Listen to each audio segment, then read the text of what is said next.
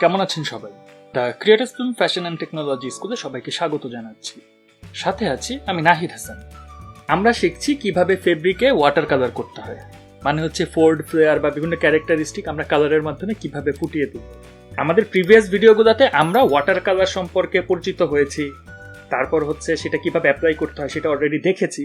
আপনারা যারা আজকে প্রথম আমার ভিডিও দেখছেন, যারা আমাদের সেই আগের ভিডিওগুলো দেখেননি, আপনারা যদি পূর্বের ভিডিওগুলো দেখে আসেন তাহলে আপনাদের কাছে ওয়াটার কালারটা আরো সিম্পল মনে হবে।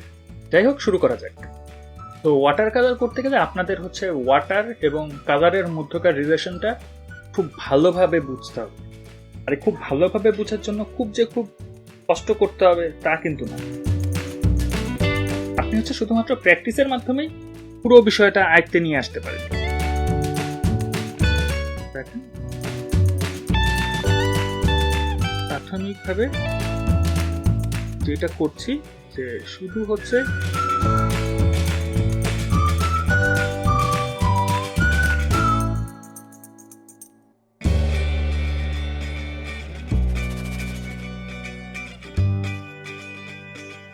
শেডের জায়গাগুলো বের করে নিয়ে আসার চেষ্টা করতেছি প্রথম দিকে।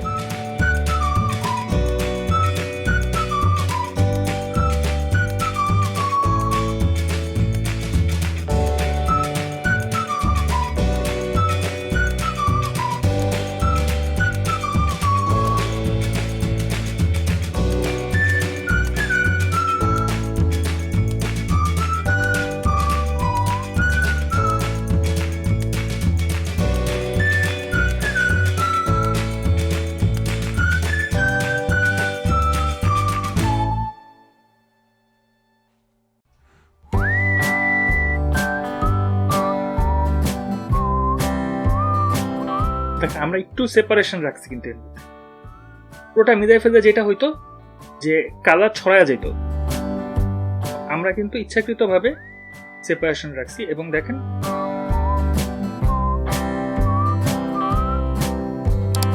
আমরা যদি খুব অ্যাডভান্স লেভেলের কথা বলি তাহলে ওয়াটার কালার আমরা কয়েকটা ধাপে করি, কিন্তু আপনাদের সুবিধার জন্য বা আমরা যেহেতু মাত্র শিখছি, আমরা হচ্ছে একটা বেসিক প্রাইমারি একটা ওয়াশের উপরই কাজ করতেছি। আপনারা যখন আস্তে আস্তে আপনাদের আয়ত্তে চলে আসবে তখন আপনারা আস্তে আস্তে করে ধাপে ধাপে আরো ডিটেলসে কাজ করার চেষ্টা করবেন।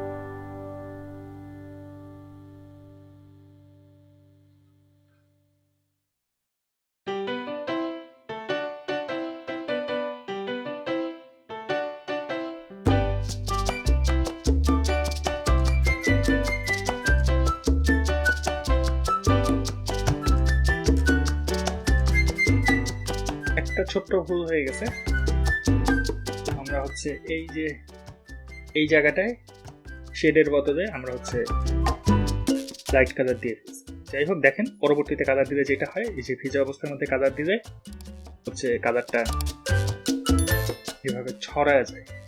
এর জন্য প্রথমবারের পর দ্বিতীয়বার কালার করতে গেলে আমাদের হচ্ছে একটু শুকায় নিতে হবে।